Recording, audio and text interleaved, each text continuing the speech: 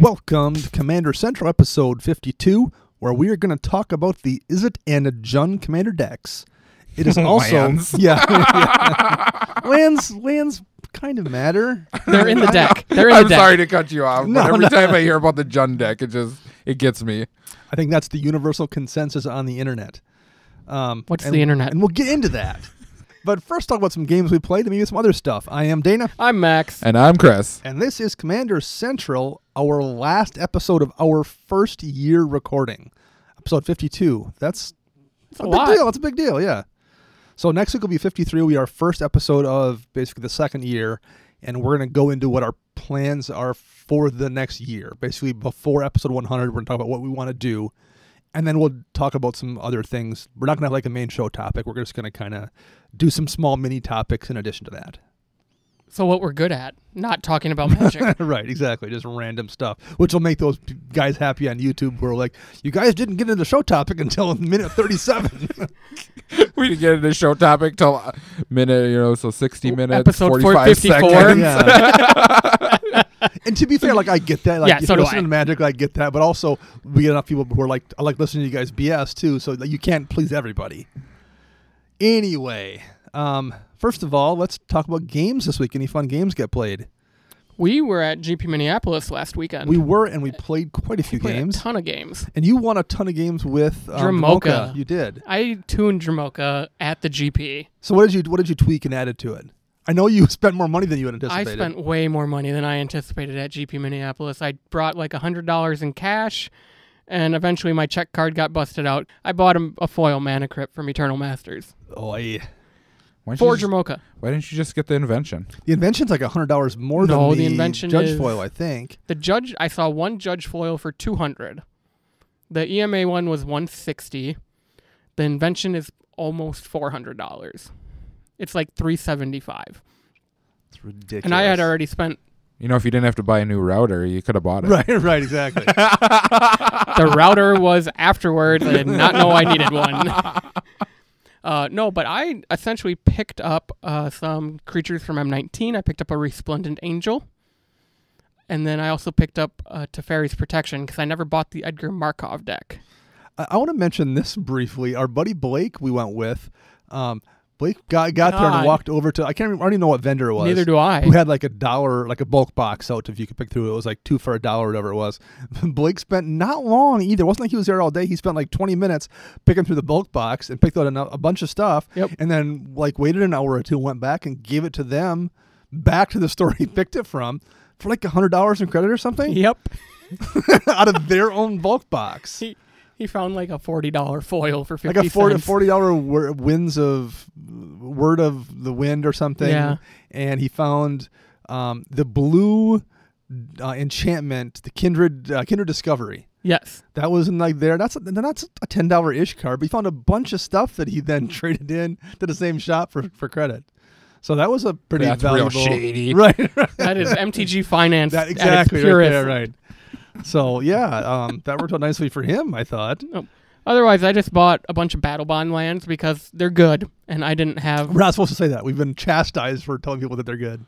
By who? By people who don't want us to tell anybody else because they want them all. They're impossible to find. Not from someone who disagrees. Okay. And then I just picked up a bunch of cards that, like, foils for decks, and, like, I kind of want to build a Traxos Scourge of the Throne deck or whatever his name is, so I found a vendor had a bunch of binders that were, like, $5 each, 3 for $20, so I found, like, 2 foil Traxoses, a time-stamped Blackblade Reforged. I'm like, okay, here you go.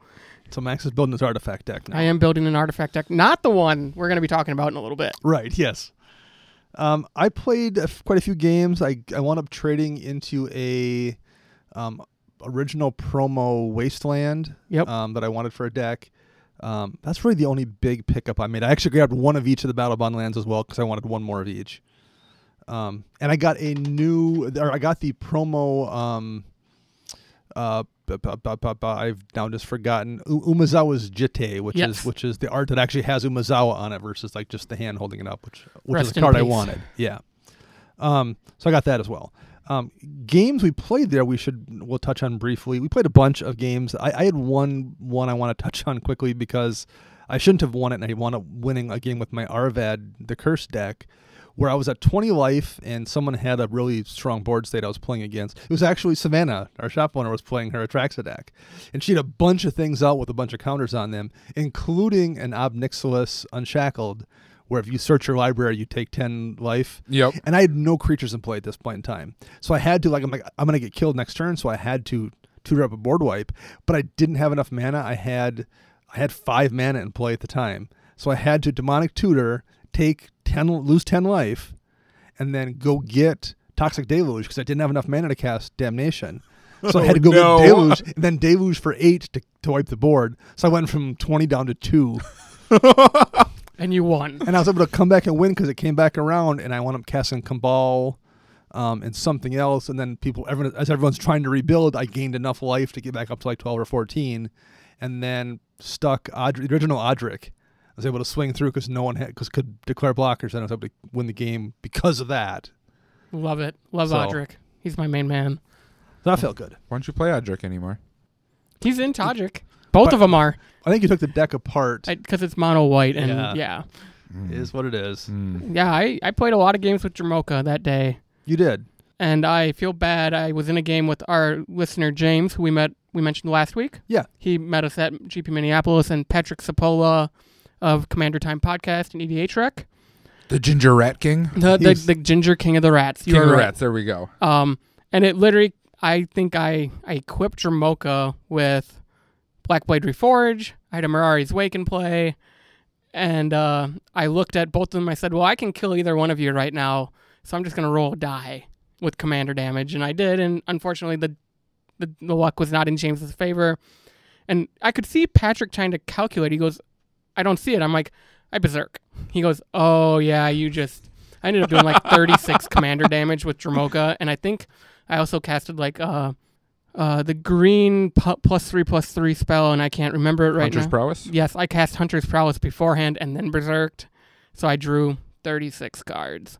And we meant to play with listener Jeremiah Smead, who came over and was looking for a game, and he had stuff going on. He was playing, I think, Pauper tournament. A lot of Pauper tournaments, yep. So we kept we'll went to play a game with him. We wound up missing him because we left at like 6, which is basically when he had just finished playing Pauper. So we just missed Jeremiah. So we will put him on the dance card here at some point to play a game with him for sure. We signed some stuff for him though. We did. I signed a Sad Robot. That was fun. And I will mention, because you just mentioned berserking somebody, that's my MVP card pick this week. I didn't know you were going to mention it, but that's why I wanted to pick it. I have a story about it later if you want to tell yours, and I'll tell it why it's my MVP. Well, give me yours first. Okay. I want to hear it. A separate game. Friend of the show, Dan Mell. He's from the Twin Cities. His entire play group was there. So I'm sitting there just kind of chilling, and he's like, come play with us. I'm like, okay. So sat down in a pod with him and Mick and Jerry. Never played with the other two, but I've played with Dan a few times. He played his Garnet deck, which we reviewed 3 episodes ago. Yeah, I think so. That deck is tuned like we thought it was. It's good. Nice. And he did make some changes afterwards. I got him to cut 2 lands, so he's down to 38. That a boy. Woohoo! That's a win. Dan didn't die first, but he didn't win. I'll tell you that much. I ended up getting it down to Mick, who was playing the White Spirit from Kamigawa.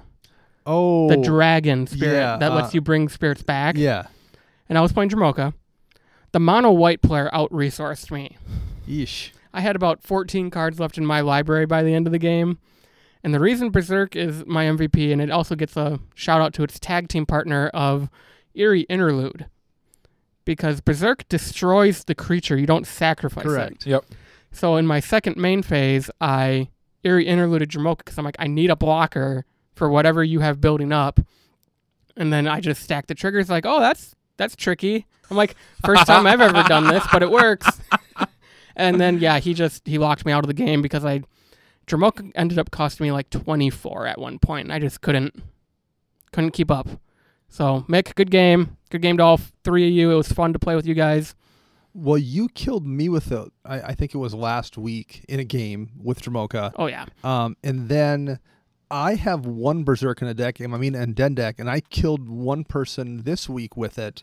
on, I can't remember what it was, some kind of one of the landfall hydras in my, because it's a landfall deck. Yep. That was at like 13-13, so I made it at 26-13 and hit somebody, killed them, and then I was able to sacrifice it to greater good and draw 23 cards or whatever it was. Nice. And then the next turn I did whatever I did and wound up winning the game. But so now I was like thinking, like, because Berserkus, you feel like it's an obvious card that everyone runs or at least knows about. It's in just 1,500 decks on a DH rack. That's low. Now, not every deck can run it. Like I've got plenty of green decks, and I only have it in one deck. But if you've got a deck that has big creature beats, and the creature probably has to be fairly big. Like you're not going to put it on a 3/3 or 4/4 probably. But if you regularly see a creature that's like a 10 or a 12 or something, and some decks regularly do that. I mean, and Den regularly does that. Dramoka regularly winds up being pretty large in that deck. Yep. I'm surprised I don't see it in more Galta decks. Yeah, right. Why not in your Galta deck? Which you're probably also running things like Greater Good and Life's Legacy. Yep.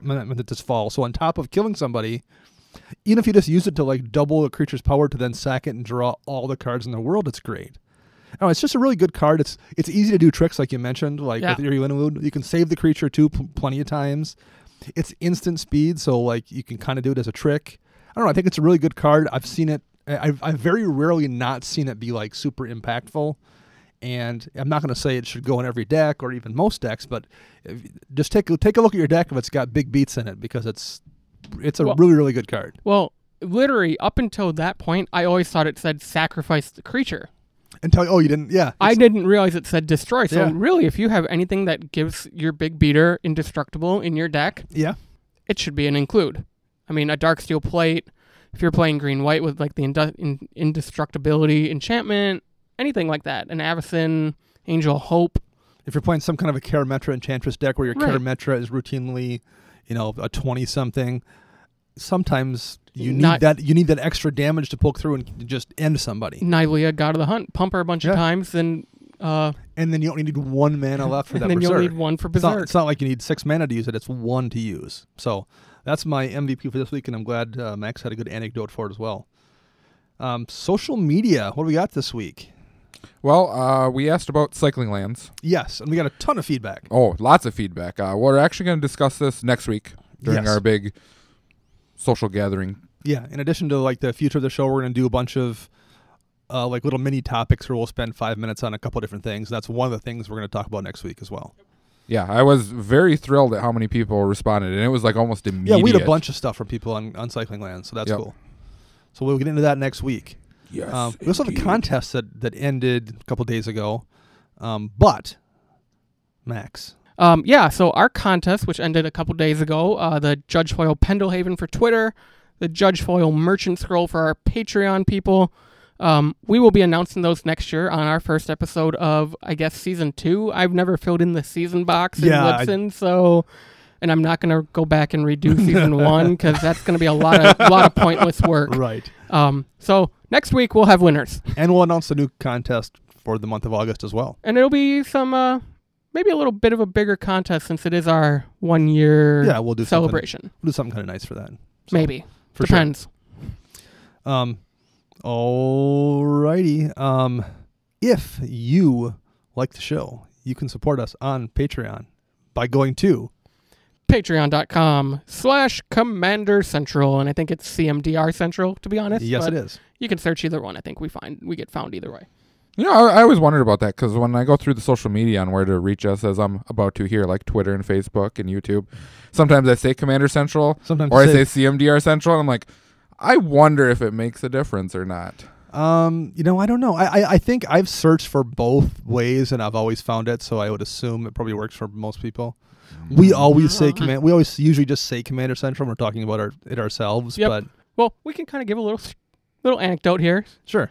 So the reason why all of our logos say CMDR and CNTRL is because when we made this new logo, it was too long with the magic colors in the corner. Yes. So one day on lunch, I'm like, wait, the control key on your computer is CTRL and everybody knows it as control. I'm like, why don't we just abbreviate everything and people will get the point? Yeah, and it just looked better. Like when we were trying it as Commander Central, like spelled all out. We didn't like how it looked. Too long, too messy. So that's the thought process. Like, oh, it looks prettier like this. Or if you're not an awesome typer like me and it's easier, dark in your living room and you're trying to type. CMDR. It's like, oh, no, I'm not on the right keys right now. So, for the rest of you guys on social media, you can reach us Twitter at CMDR Central. Facebook search us Commander Central. Oh, I mixed that up, didn't I? You're mixing it up now. YouTube search us CMDR Central and online at cmdrcentral.com. And I'm just going to throw this out here. We are on iTunes, obviously, under Commander Central or CMDR Central. You can find us either way. If you want to leave us a review there, we would greatly appreciate it. We do check those about once a month. We hadn't been, because I remember... Like the very first one was Not So Great Podcast. This is a show that exists.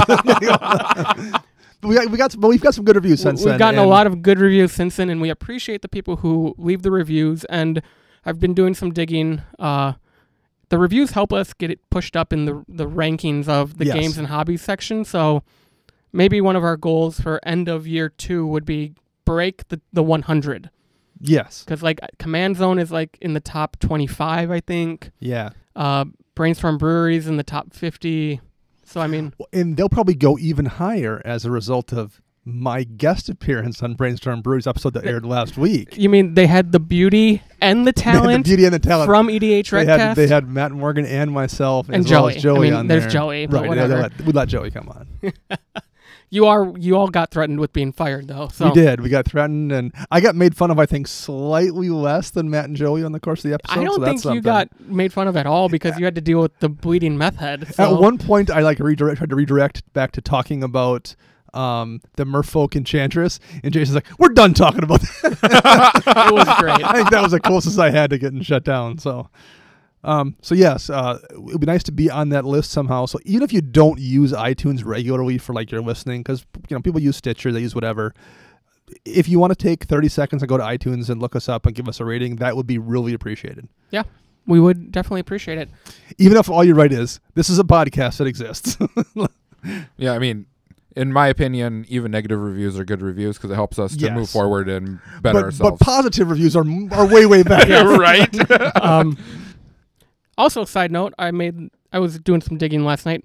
We are less than 50 followers away from 500 on Twitter. Really? Yeah. Yes. So I was thinking we were like 300-ish. We have 453 as of like lunchtime today. So I'm throwing this out here. If we can hit 500 by the time we record next week, which would be, if everything goes smoothly, Thursday, around 5:30 p.m. Central Time. If we can hit 500 by then, we will throw something extra into the August drawing for Twitter. Okay. I don't know what it's going to be, but I'll come up with something. All right. And for all you Twitter surprise. folk, stop Twitter messaging us or blowing up my Twitter at 4 o'clock in the morning. My wife doesn't appreciate it. Turn off alerts. Nope. No, can't do that with Twitter. No. I did it with Slack. I can't do that with Twitter. And in general, you can't turn your volume off on your phone. Yep. I always leave my volume on loud. My wife has like 4 fans going in our room, so it's like a wind tunnel in there anyway. You can't hear anything. Oh, don't get me started on the being woken up by your phone. I don't know. All I know is the one night my wife's upstairs in bed sleeping, and I'm downstairs playing on the PlayStation. All of a sudden I hear her start yelling, "Your phone's going off! Turn it off! Get it out of here!" And I'm like, yeah, I've been hearing it go off for the past half hour too. Bing, bing, bing, bing. All right. You can also find us on flipsidegaming.com. Yeah. Use promo code CMDR on all your orders, $10 or more, and you'll get 10% off. And it helps us out in the long run as well. For sure. Okay. I think that's all the things, right? Yeah, I think so. Sure. Right. Thank you. We will see you next week. Peace out. There are 2 more Commander decks. You've heard everybody else talk about them. Including me on at least 2 other shows talking about them. Yeah, see you next week. So let's do these guys. We're not going to be annoying and go into like crazy detail. This will be similar to last week's structure where we just talk about the decks as a whole versus individual cards for the most part, because that was something a little bit different, we thought. So let's quick do the 3 main commanders here. And I will just I'll start with Saheeli. Saheeli the Gifted. She is 2 and Izzet, so 2, a blue and a red for a legendary Planeswalker Saheeli. She comes away with 4 loyalty, and her +1 is create a 1/1 colorless servo artifact creature token.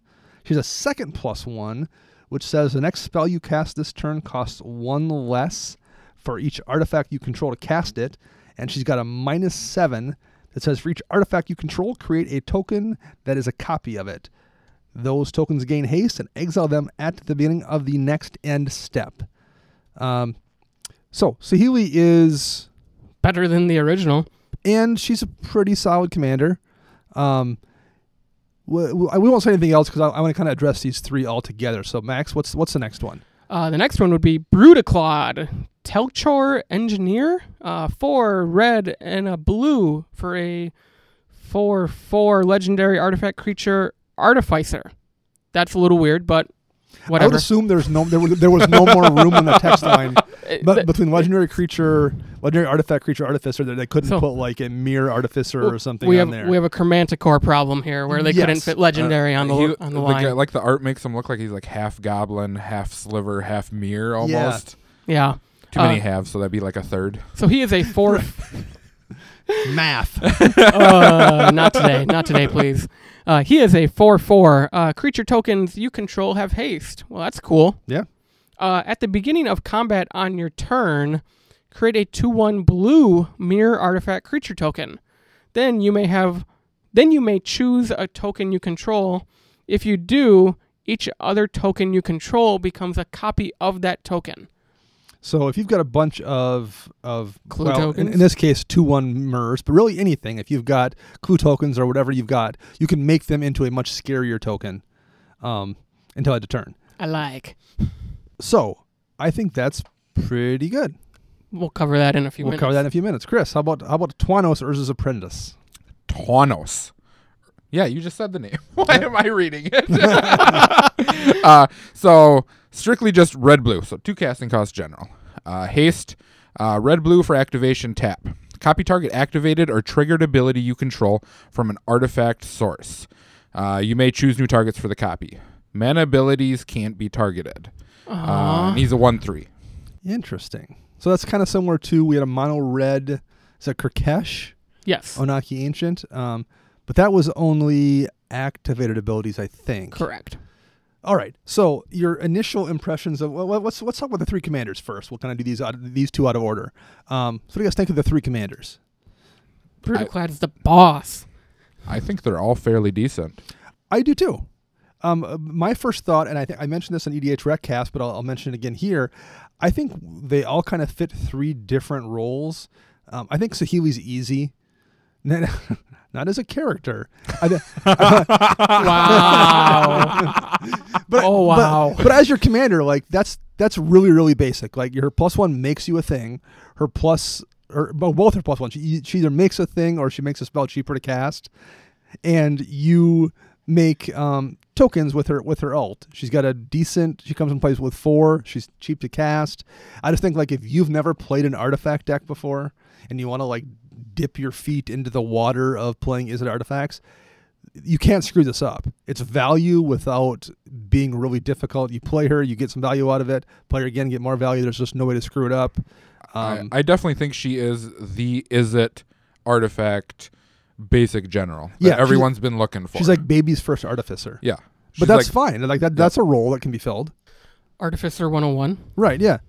Whereas I think looking over then at Brutaclad, Brutaclad's significantly more complicated. It lets you be a lot more creative because you're right, like clue tokens. I'm going to make a bunch of clue tokens or something that I'm going to then turn into something much scarier than that. Love it. So I think that's like a really clever design space that maybe like that's like the next level. And then Twanos is pretty clearly a combo engine of some sort. Oh, so definitely. If you want to like take that next step, and I don't want to be dealing with attacking or blocking, I want to build some kind of a like Rube Goldberg machine of combos, then Twanos does that for you. So I think that is really cool here. These 3 may not always work that great together necessarily, but depending on what you want to do, there's a commander that does one of those things. And that was cool. I think that's a clever way to have built this deck. So what's your impression of the deck as a whole? I actually think this deck's pretty solid as it is. For anyone who's going to do like a pre-con type league or whatever, I definitely think this deck is good to go as is. Doesn't need too many tweaks except for to your liking type of deal. Right. Yeah, I would agree with that. You can take this out of the box, play it, I don't think it's as synergistic as like the Bant deck. Right. But I think it's probably the number 2 out of all 4 of the most synergistic deck out of the box right away. I would agree with that for sure. It helps that it's only 2 colors. There's a lot less directions for it to go. But the commanders kind of play well together too. Saheeli makes tokens that Brutaclad can use. Twanos can copy Brutaclad's abilities. So there's like some synergy back and forth there as well. And this is like way off topic, but I think that Izzet border looks really cool on these legends. You don't like it? Yeah, I love it. Yeah, I think it looks really, really good. Although the legendary artifact creature, they Should have be so gray. much. Yeah, they have so much border on there that you can't really tell that it's an artifact. Right. Yeah. So which of the 3 do you guys like the best of the 3? Max clearly likes Brutaclad. I love Brutaclad. I actually am trying to figure out how to change my Gahiji deck into a 4-color deck just so I can put him in the 99. Oh, really? Oh, I like that. That's cool. I suppose because that gives you another win con too if you can like turn all your small tokens into whatever the biggest thing you have out there is. Yep, but that also means I either have to play partners or KNT, which I don't want to do. Yeah, that's true. Interesting. How about you, Chris? What do you I like Saheeli. Okay. I'm not necessarily as a general, but I like the card as it is. I think it can fit in a lot of different decks. I think it was, man, I can't remember now if it was Jay and Ellie on Twitter or if it was Shivam that posted the art that Saheeli's kind of based on. The pose she has is kind of a common pose in like artwork from India. Okay. So he posted like a link like this is what she's doing in that pose. I thought was really clever on the artist's part as well. So it's kind of like the stance she's taking is recognizable if you're someone familiar with that kind of culture. I thought that was really cool too. I'll figure out which one of the 2 it was that posted it and actually do it in the show notes. Okay. So that was clever. But yeah, I like Saheeli because, like I said, she's really clean. And I like Brutaclad a lot too. I think these are all 3 interesting commanders. Twanos is not my deal. I'm not a combo player, so but if you are, I think it's a clever design, and it's 2 mana is really low to the ground to get that out, and it has haste and a big butt. Yeah, Brutaclad reminds me a lot of the Locust God, only maybe a little bit better. That's another reason I want to play the Locust God, but not play a Locust God deck. Sure. I have one, so why not? No, that makes sense. What I find interesting overall is that like the enchantment deck was, you could really tell a lot of it takes place on Theros between the Planeswalker and all the constellation cards Kestia. and stuff. I mean, Tolvosa is more like Ixalan. Yeah. But like, I like how each one of these are coming from a different plane in Magic's history. You got Saheeli on Kaladesh, you got Brutaclad from the Mirrodin area, and Twanos is straight up Dominaria. Yeah. You think he's Dominaria? He was. He's Urza's apprentice. I was going to say, judging by the artwork, I would have guessed like Ravnica or something. Yeah, he was Urza's apprentice. Because there's Twanos' coffin and weaponry were in Antiquities. So what cards are missing out of this set that you think that would have been nice to have them include? I don't want to go into the reprints that everyone's been mad about not being enough reprints. I have 2 of them, and they're both extremely cheap. what are your 2? There's no Fabricate in the deck. Oh, that would have been a good one. Yeah, for sure. And the other one was Inventor's Fair. Oh, that's okay. That's good too. They're both cheap cards, and I was surprised not to see them in the deck, seeing how they're both artifact-based cards. How about you, Max? I'm surprised we don't see Kia. Pia and Kieran. That Noir? one. There we go. Thank you. Oh, Chandra's parents. Okay. Yeah, this is a reprint in the deck. Because they make Thopters. Yeah. And why not? There's a kind of a Thopter sub-theme going on here for sure. I had one other one, and now that I fumbled the last card's name, I don't remember it. So we're just going to move on. I had a couple that were probably a little pricey. Everything was too pricey to get reprinted according to this set. Like Academy Ruins is like 17, and I'm like, it does need a reprint, and it would be great in the deck, but I get it. All This Dust, because there's so many artifacts in the deck, is going to hit you a lot less, but that's also like $16, $17. So the one I was thinking of, like Etch Champion, no matter how you built that deck, you're going to have Metalcraft. It gets protection from all colors at that point. I mean, it's not like a game winner like it maybe is in some other formats where people just can't deal with it and they're just going to be getting hit every turn. Yeah. But it's still, that's a great blocker to have out. It's a great way to sneak through damage. There's a lot of cool things you can do with it, and it's almost always going to be really tough to deal with. And it's a relatively cheap card now at this point. Yeah. So for the All Is Dust that you were thinking of, yeah, I can understand why it's not, because All Is Dust is an Eldrazi card. Yeah, that's true. And this is about artifacts, so I understand that not being And I wonder if, because it's kind of geared for new players, if the sacrifice thing would be, but I wouldn't think so. There's a lot of weird, confusing mechanics in here that they brought back for like a once and done. So I don't think that's it. But I'm guessing all it does was mostly the price because it's $17 and that's a third of the deck's value. So that's my guess there. So new cards. There's quite a few new cards in here, but let's just talk so which of the new cards is your favorite? Besides Brutaclad? Yeah. Oh, okay. Besides the commanders. I have two. As do I. What are they? Go ahead, Chris. There's this wonderful red enchantment. Oh, called really? Enchanter's Bane.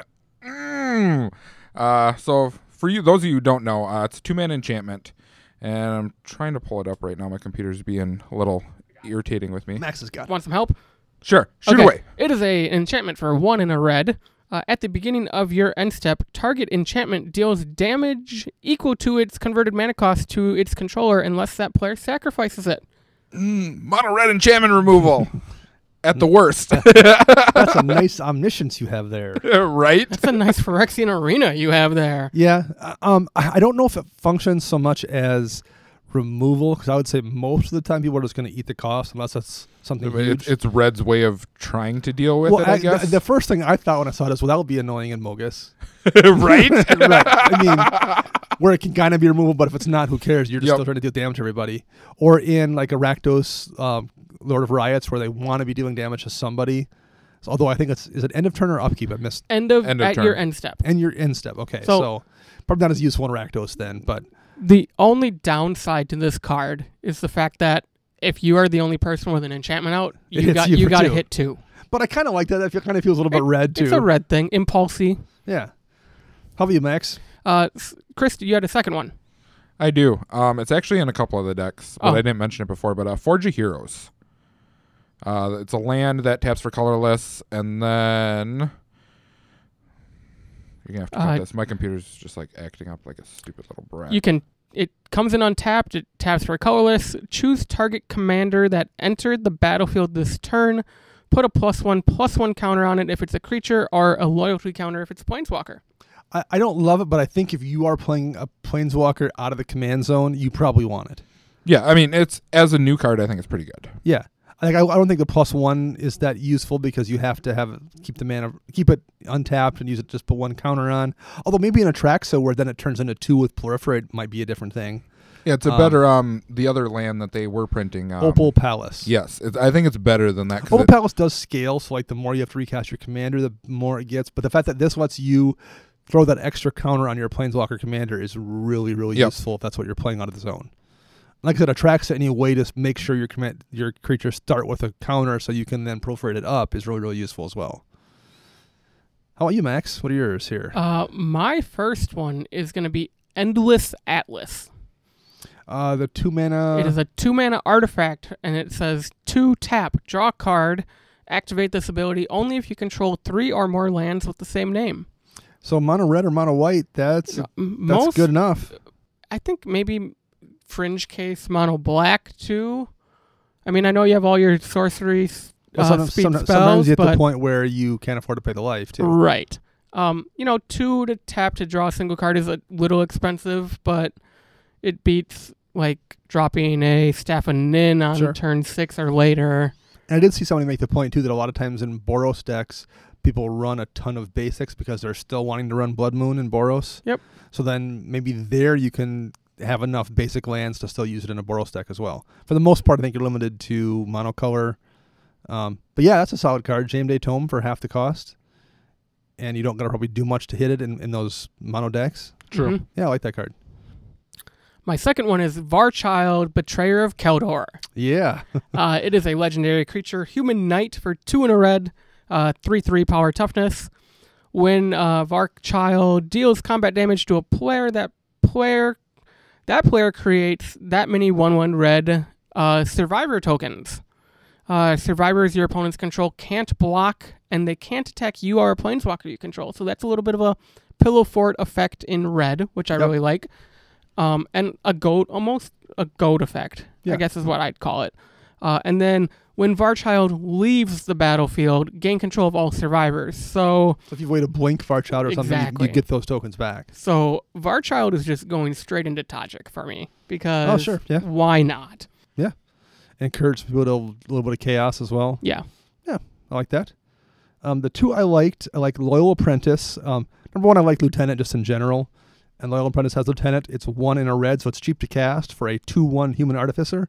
And at the beginning of combat on your turn, if you control your commander, create a 1/1 Thopter token with flying. So, I mean, almost all of those Artificer commander decks, if you control your commander, you just get to, it's a Bitter Blossom. Yep. Mm-hmm. On a 2/1 body. That's pretty decent. I mean, it's not like game breaking, or it's not going to be something that you have to, I have to have this, but like any way to make a few extra bodies that can fly is always useful. Like in Brea, where you're sacrificing stuff. I think that's just a really solid card for that cost. And I also like Treasure Napper.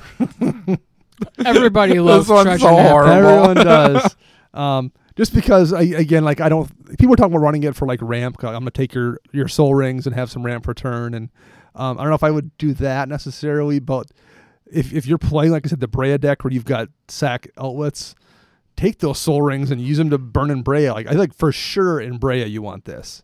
Yeah. As well as if you're running some kind of a Card Clan Ironwork decks or anything with the ability to sacrifice artifacts on demand, which plenty of Artificer decks have. Yeah, why not? Yeah, that's their game plan a lot of times, is sack them off to do something better with them. And if you're playing Goblins, it's just a value Goblin in your Goblin deck too. Yep. Right. So I like that card as well. So what's the best reprint of all the reprints that you guys like? I think we're all in unison on this one. I have a backup. Oh, you have a because I knew backup. we would all be on unison on this. This is the only one that I really, the rest of them I'm like, okay, they're all really cheap cards to get anyway. Unwinding Clock? Yes, Unwinding Clock. Yeah, that is the best reprint in this deck. Yeah. And it's one of the best reprints in the set, which maybe It's isn't sad. great, but I also like Blink Moth Urn. First of all, I think is kind of a fun card because there's been enough times when I've played it and there's like 1 or 2 artifacts in play and I've got 7 artifacts in play. The only reason I didn't choose that is because I do believe that was just printed in the Brea deck 2 years ago. It was, yeah. And it's 5 mana, which and you don't get anything. It's your first main phase. So if you cast it, you don't get anything to the following turn, and that's for 5 mana to do nothing for a turn is a lot. But you play an artifact ramp. You should be able to do that on like turn 3. And still have mana to do other right? things as well, yeah. Max, what's yours? Blasphemous Act. Oh, yeah. Because you can never have enough of them. I still think it might be an underplayed card. And, I mean, it's still almost $3 even with this reprint. No, I'm on board with Blasphemous Act for sure. And for anybody wanting to tune this deck up for a measly $10, just slot a Darksteel Forge in, and then cast Blasphemous Act, and all your stuff lives. Yeah, for sure. Because they're mostly artifact tokens. Mm-hmm. So what's your sub $1 single you would add to this deck immediately if given the chance? I have one, and I'm going to get made fun of from a local playgroup guy. I have 3 of them again. Of course you do. What's yours, Max? So I chose this because there is Magnifying Glass in the deck. And for those of you who don't know, Magnifying Glass is a 3-mana rock that taps for colorless. Did you choose Tamio's Journal? I did choose Tamio's Journal. Well, actually, I know you like Tamio's Journal, but in this deck where you have a lot of synergy with tokens, that makes sense. Yes, it does.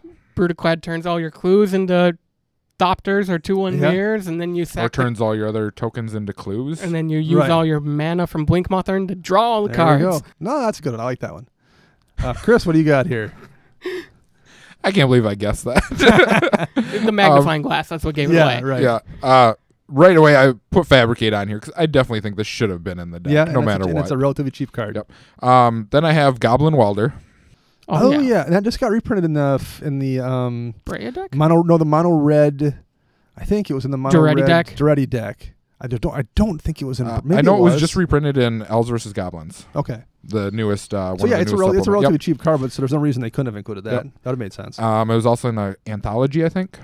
Commander Anthology Volume 2, Commander 14, Elves vs. Inventors, and Urza's Legacy and the Judge promo. Yep. And then the last one is Trash for Treasure. Yeah, that's a good card. And it needs a reprint because it was only in that one deck that was a commander only card, I believe. What's that now? $4 or $5, I would bet? No. 49 cents. Oh, was it really? I looked it up because I started sub-$. So I started writing stuff down. I'm like, I better check this one. I'm kind of surprised, actually. It was also in Mirrodin, the original Mirrodin block. It was. Oh, okay. I thought it was a commander only. Okay, well, there we go. I've never seen it actually in like bulk or anything I've ever gone through before. Huh. Okay. Well, mine is kind of a similar card. Mine's Argivian Restoration, which is an uncommon from Weatherlight, and it's just it's 4 mana, 2 blue and 2 colorless. Put target artifact from your graveyard into play. So it's kind of resurrection for blue artifacts, but there's a lot of pretty expensive artifacts in this deck, your Battlesphere kind of things, and being able to just immediately put them back into play after they get blown up. But even if it's just like your Soul Ring, I'd probably spend 4 mana to bring my blown up Soul Ring back into play. Mm-hmm. Like most artifacts you're running for a reason, and if you're running them, they're good enough to bring back straight into play for 4 mana, I think. Agreed. So I think that's a good card. It actually kind of is generally underplayed. I would like to have seen it get a reprint here. All right. Anything else before we move on to the last deck? Can we just end here? All right. That's it. That's it. Peace out. Jund lands kind of matter. Lands. They come in the deck. There are lands in this deck, and I'm still confused why there's like 43 of them in the deck. Oh my gosh, there's 43 lands in this deck. And I think 13 or 14 of them actually come into play untapped, which is really, really nice. Right. So I'll start with the obvious one that everyone cares about, which is Lord Windgrace. He's 2 in Jund, so 2 black, red, green, 5 total mana for a legendary Planeswalker Windgrace. He has 5 loyalty and a +2. Discard a card, then draw a card. If a land card was discarded this way, draw an additional card. So if you pitch a land, basically, for his +2, you get to draw 2 cards. He's got a -3. Return up to 2 target land cards from your graveyard to the battlefield. So he ramps for his -3. And his -11 is destroy up to 6 target non-land permanents. Then create 6 2/2 green Cat Warrior tokens with Forest Walk. And of course, Lord Windgrace can be your commander. Max? The next one is Gyrus, Waker of Corpses. He is a... One second, my computer's slow. He is a legendary creature Hydra for X and Jund. When he enters the battlefield with the number of +1/+1 counters equal to the amount of mana spent to cast it. So it could be 3, it could be 4, it could be a ton of mana. Who knows? And so it factors in and scales with the commander tax. Right. Kind of like Marath from Commander 13. Which I like. I like that mechanic. Me too. Whenever Gyrus attacks, you may exile target creature with lesser power from your graveyard. If you do, create a token that's a copy of that card and that's tapped and attacking. Exile that token at the end of combat. That's cool. It's fine. We'll get there. All right. All right. Let's talk about the last one. Thantis, the Warweaver. 3 in Jund. Legendary creature, Spider. Okay. Cool. Vigilance Reach. All creatures attack each combat if able. 5/5. Oh, wait. I forgot this last part. Whenever a creature attacks you or a planeswalker you control, put a +1/+1 counter on Thantis, the Warweaver. Jund Pillow Fort. That is also fairly interesting. So what's everyone's problem, you ask? Max, your hand is raised. I'm calling on you. The fact that when Wizards announced the decks about 3-4 weeks ago on their MTG show on Twitch, they specifically said there is a Jund's Land Matters deck. And this is basically a Lord Windgrace cares about lands and nothing else for the most Pretty part. much. This is just Jund. Yes.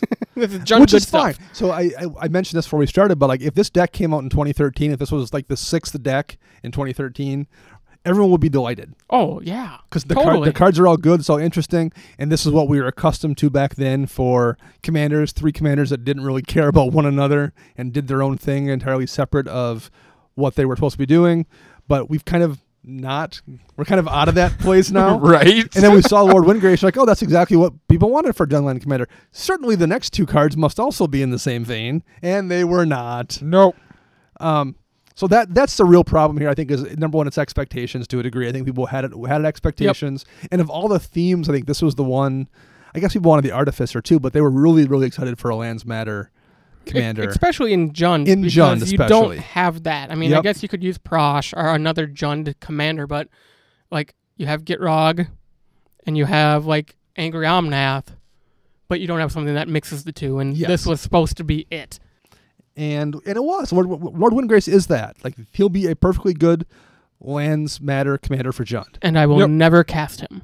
But right, well, and people wanted two other options, like with the Enchantress deck or with the deck we talked about for the Artificers. Like they have options there, and there's just not, because again, Gyrus is perfectly interesting as well. He doesn't work with Hydras if you want to build a Hydra deck because of the way he's really. But like if you got some kind of a +1 counters deck, or you want to play him kind of like a Lesha a little bit, or there's a Grixis one out of Alara that kind of gives all your creatures on Earth. I forget. Well, it's Alara. We'll figure it out later. There's that kind of thing as well. So like it's a space that people know how to build in. It's a perfectly interesting commander. And actually, I like Thantis quite a bit as well. I think Thantis is kind of a weird spider. It's a kind of a chaos deck without like. Usually, when you think of chaos, you think of Possibility Storm and like everyone's hand is screwed up and no one can make a plan. Here it's not so much that kind of chaos as it is you have to attack. It's the goad chaos. Like you have to attack, and I'm the person you don't want to attack because I'm going to gain counters, and my commander has vigilance and reach. So even when I have to swing on my turn, it's still going to be available to block. I think that's an interesting design space too. I just nobody wanted it in this deck, I don't think. Right.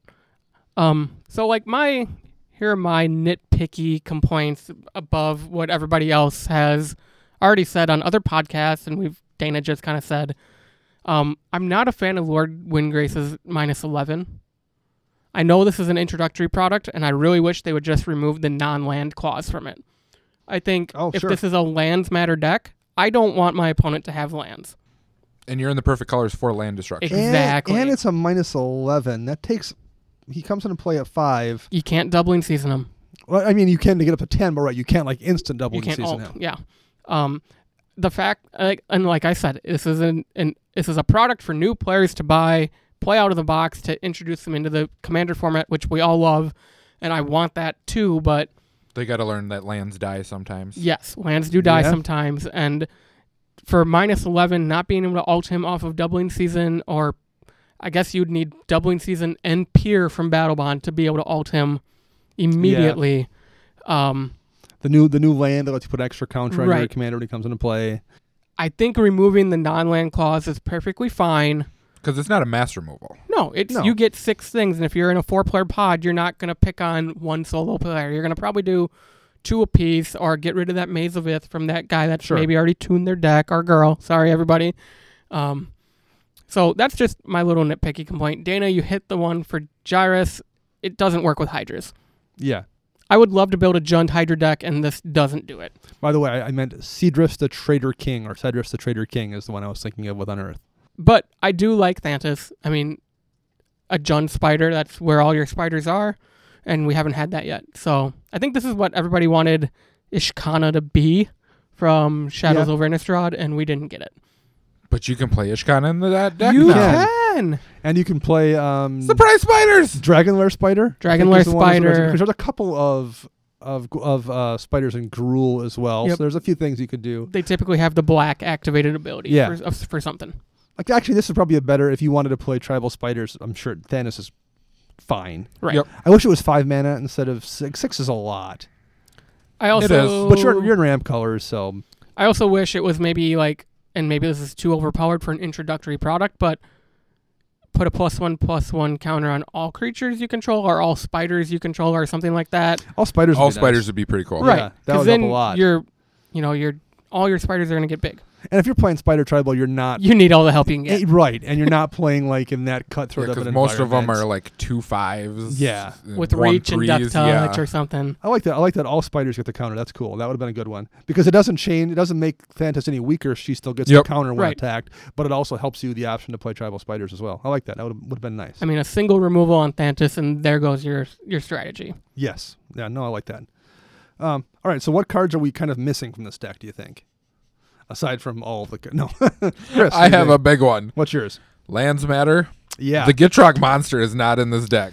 Yeah, and he, at the time, you can't use price for an excuse there either. Yeah. It was like $1.50 or $2 card. It's up to like $6 because it wasn't here. And people thought it would be. Yeah. I that should be in here. Yeah, out of everything, I honestly thought that was the key card that was missing. Yeah. How about you, Max? Oh, you go first, Dana. Oh no! I did have Light from the Loam on my list, but it's like closing on $20, so I get why that wasn't there.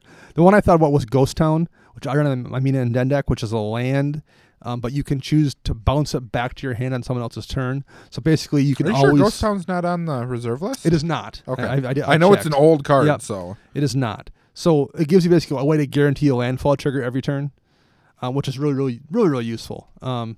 So that would have been nice to see in this deck too, because it hasn't had a reprint since it was originally printed. Or a terrain generator or something. Right, Seeing how there's so many high casting cost cards in this deck. And to get a lot of landfall trigger off your terrain generator, that would have been nice as well. Okay. What do you got, Max? I have some now. All right. I have two. So the first one being either Burgeoning or Exploration. Yeah. Because those were reprinted in Commander products a few years ago. Yeah. So why not? It's a lands matter deck, apparently. And there's 43 lands in the deck. Right, yeah. You need someone to get half of your God. library onto the field, more or less. And then my other two, like Golgari Charm, some enchantment removal would be great. Yeah. A Rakdos Charm. Golgari Charm, I actually just put that back into a deck and had to use it this week. And I was very happy with it. And my final one would be something like Ghost Quarter or Tech Edge, Some kind of land removal land. Right. Because a lot of these lands come in tapped, and it's bad. And you can bring lands back with Ward Windgrace, which would have been nice. Right. Yep. Yeah. So what's your favorite new card in the deck, not counting the 3 commanders, obviously? I have one. What's yours? And I'm assuming we might all be on agreement with this one, too. Okay. Windgrace's Judgment. That's a really good card. Honestly, I looked at all the new cards, and I'm just like, I'm so underwhelmed. And I look at this one, I'm like, oh, that is EDH to a T right there. 5 mana is a lot, but it's instant speed for one, which is really nice. And it doesn't have that problem that sometimes these kind of cards have where you need like 6 targets. Is it Hex where you destroy 6 target creatures? Decimate. But if you don't have 6, like Decimate, you need to have those targets available or you can't cast it. In this case, the way it's worded is for each number of opponents destroy target non-land permanent that player controls. Yep. So I mean, there's going to be times where you're down to you and one person and you're spending 5 mana. But still, 5 mana instant speed to hit any non-land isn't awful. And that's the worst case. You're hitting one thing for 5 mana. That's not like great, but there's way worse things. If you're in a 4-man pod, you're going to hit 3 things for 5 mana. Yeah. And it is the key political card because you just play it and you're like, so what do you guys think that guy's worst card is? Sure. And once they pick, then you know when you go over to the next guy, that guy's going to be like, oh no, that card needs to go. and if you're ahead, you just deal with the 3 biggest threats and don't even bother with politics. And if you're behind, you can do some of that. I like this card a lot. I'm a big fan of it. My biggest complaint about it is going to be it's going to wind up in a deck that's all foiled out, and I'm not going to have a foil over it, and I'm going to be oh no! So that's my complaint. And this will probably never be a deck that gets foiled for a Commander's Arsenal or whatever. This is not going to be a card that probably ever gets foiled because of the name. It's not going to pop up in something else. I mean, I guess maybe in a master set at some point, but man, I don't know. How about you, Max? What's your favorite? Besides that one, obviously, Reality Scramble. Which I read. It is it's a 4-mana sorcery, 2 and 2 red. Put target permanent you own on the bottom of your library. Oh, yeah. Reveal cards from the top of your library until you hit a permanent that shares a card type with it. Put that card onto the battlefield and the rest on the bottom in a random order, and it has retrace. That seems pretty good in a deck with a bunch of janky artifact tokens. Isn't that very similar to Possibility Storm? Possibility Storm is on cast, and it's everybody. And it's everybody. And okay, it's but I mean, it's doing the same pretty much thing. Yeah, you're doing the same thing where you put a card in the bottom and reveal 1 until you hit it. But this you can control, so being able to turn that bad clue token from your Tamiyo's journal into a Blightsteel is pretty useful. Right. I think that card. No, nothing to take away from this deck because this deck's awesome and all that. But this card will go really good in a Yidris deck with all the Cascade because you should know each CMC in your deck. Sure. And you're just going to be like, okay, cast this, and I know what this permanent is that I need to hit, and boom, you're going to hit it. Yeah, I like it. Yep. Any other ones, Max, you want to touch on? No. No. not something that our listeners have probably already heard from other people on other podcasts that I'm just going to be repeating their words. And I'll mention this one, and I mentioned it on a different show, but I like Nesting Dragon a lot. Yeah. 3 red for a 5/4 dragon with flying. And when a land comes into play, you make a 0/2 dragon egg with Defender. And when that is destroyed, it turns into a 2/2 dragon token with flying. So whenever you play lands, you make this little 0/2 Defender that you may or may not use to block with. But when you board wipe or when someone board wipes, you get an army sitting there waiting for no cost to you, and everyone else doesn't.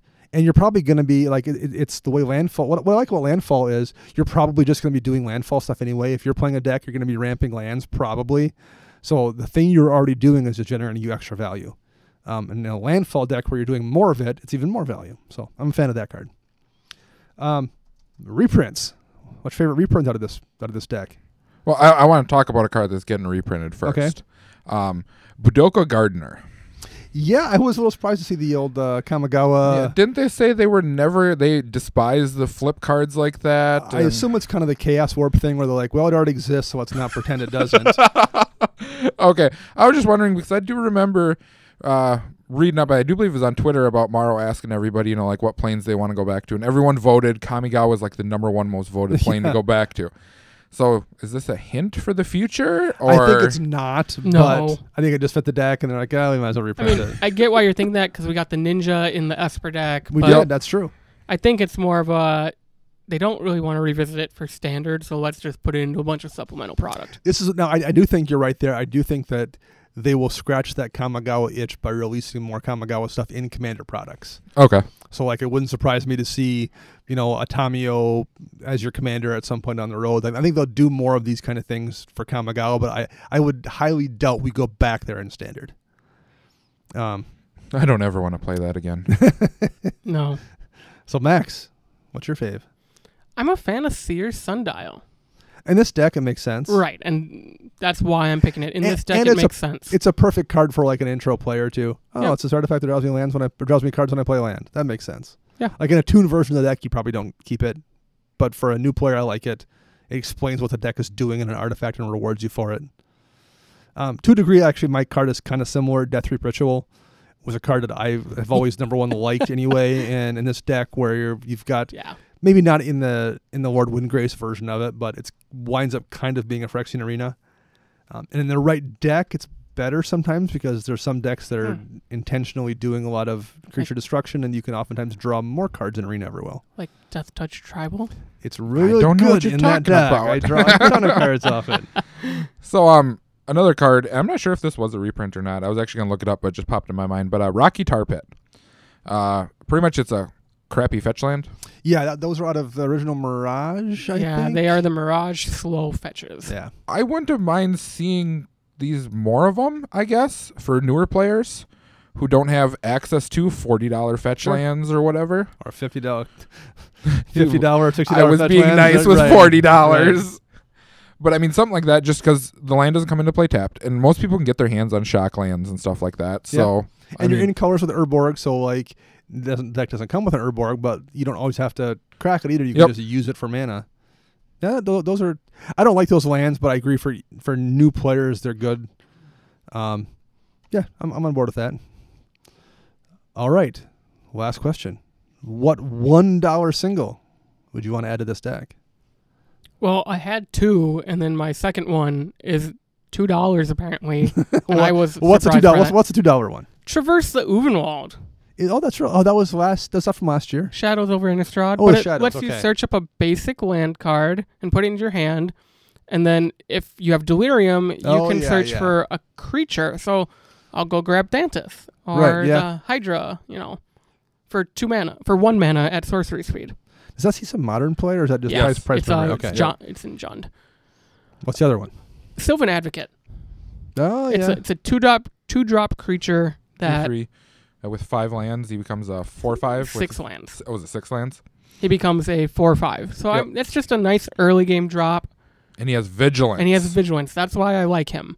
That's nice in the Spider deck, too, if you're not playing Tribal Spiders, because you have...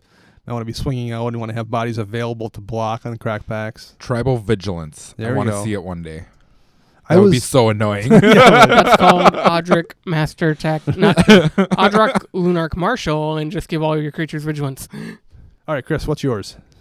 How about I choose 10 of them instead? All right. Blame us. I don't have 10 of them. That's all I wrote in my notes was how would I just choose 10. There's so many cards that could get put in this deck. There are quite a few. Under the impression it's a land matters deck. Yeah. Right, that's the problem. I guess we're assuming you want to continue the land matters theme. Honestly, the way the deck sits now, I really think it's lacking in the card draw and removal department. Yes, I would agree. So there's tons of sub-dollar cards you could put in there. Deglamour, that kind of stuff, I think one of the things is they want to leave clear upgrade paths for you to say, oh, I'm going to take out these 3 lands and put in Go for the Throat and Hero's Downfall and Beast Within or something. Yep. But it'd also be nice if they put a few more of those in as guideposts for new players. Be like, oh man, Go for the Throat is really, really useful. I need maybe one more card like that. Yeah, if you have one in your hand, you end up using it's like, oh man, that saved me the game, and you're looking through the deck, you're like, I have 2 of these. Right, exactly. What else? Anything else specific? What about you, Dana? The one I had was Splendid Reclamation, which is also Innistrad or Shadows of Innistrad block, I believe. Yep. 3 in a green for a sorcery, and return all land cards from your graveyard to the battlefield tapped. So Windgrace, the lands you're discarding, gives you one more way to bring them all back. I think it makes sense in a land matters deck as well. It's relatively cheap, and I think it would do pretty good work in there. Okay. So see, we are all pretty positive about that deck. I think it's a positive. I think the deck is fine. It's just not what expectations were, and I think people kind of were thinking it would have a lot more of those. The deck just kind of seems scatterbrained, like it wants to do so many different things at once, but you can't jam everything in there. This is the deck you're going to see on the shelf at your Walmart or Target or, big box store around Christmas time when all the other ones are sold out. It'll also be the deck where people who are like, I want to build Lord Windgrace lands matter, so I'm just going to order Lord Windgrace. Right. I'm just going to buy him from whatever online retailer from Flipside Gaming and then build the deck around them because there's so few of the cards that maybe that you care about in the pre-con. You're just going to buy Windgrace and build the deck. Yeah, literally, I think out of everything, Windgrace is probably the only card that I'd want out of the deck. I mean, there's not a lot of them. There's a Vendor's Undercard maybe, but it's been reprinted so many times. Right. Whereas like that Enchantress deck, you're like, oh, I want to build Enchantress. I'm just going to buy it because I'm going to want all 3 Enchantresses in the deck, and I'm definitely going to want that Enchantress's Presence, and I'm going to want a bunch of those auras. I'm going to want things like that. Like that's got a lot of pieces. The same with the Artifact deck. If you want to build one of those Artificers, there's a lot of pieces there for you. I don't know if there's a lot of stuff out of this deck for Lord Windgrace or even the Spider deck. Like if you're building Spider Tribal, you're not going to care about anything but the Spider.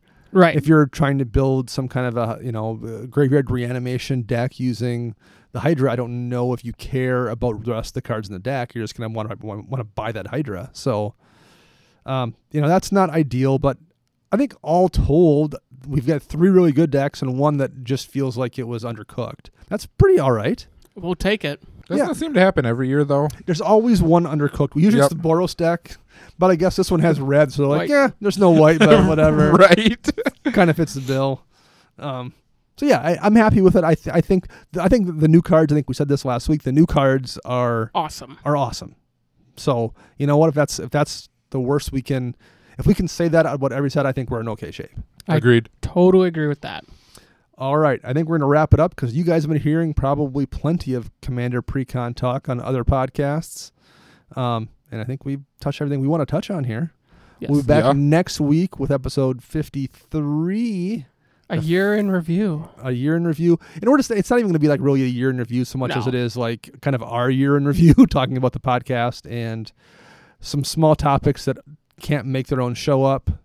So we have a couple ideas for small, like little 5-minute segments of things that can't be their own show we want to touch on. But if you have any ideas, particularly if it's something that you're like, I'd like to hear a 5-minute conversation on this because it's not enough for an entire like 30-minute block on a show, let us know. We'd love to have a few more of those as well. So reach out on the Twitter birds or whatever format you like the most and let us know. We'll be back next week. And until then, I am Dana. I'm Max. And I'm Chris.